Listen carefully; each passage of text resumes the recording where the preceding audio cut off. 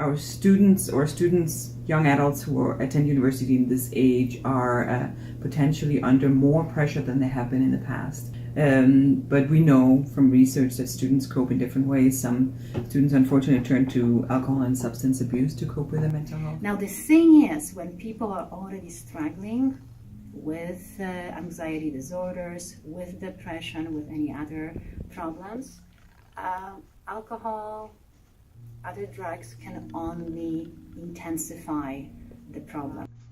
You know, where people simply don't cope. They don't know how to cope. They don't have tools, skills. They don't know what to do. They are, assignments, deadlines, etc.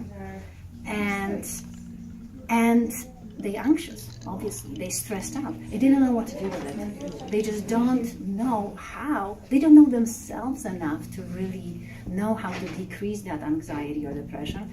And they start descending. People in general may not fully understand what, for instance, depression is, or that it's not just something you can sort of will yourself out of, or you can't just work harder or go for a run and then get over it.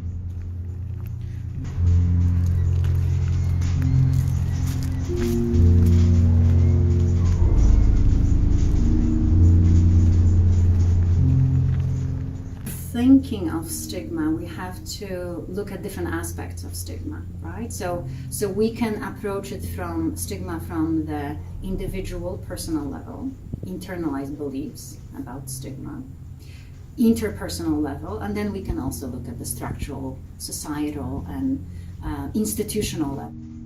I think some students' stigma, they might, feel like, oh, I don't need to go see a counselor. That would mean that I'm really unwell.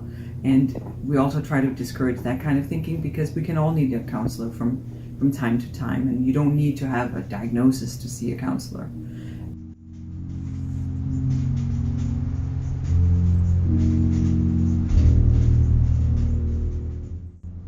And so there is those symptoms, and on the top of it now there is shame or guilt associated with, wow, what's wrong with me? Or maybe sometimes even professors, unfortunately, that may happen, saying that, well, many people with mental health problems are just faking, or, they're simply lazy. And again, I think, the stigma, just believing that there is something wrong with me, so therefore I'm not gonna tell anyone, I'm just gonna deal with it somehow, and hopefully it will resolve itself, or even if it doesn't, it's better to suffer than have others know that I suffer from mental health problems. As a first-year student, basically the only resources I knew about before doing this survey were the health center and security. After doing this test, I will be reaching out to some of the resources to help with my own mental health.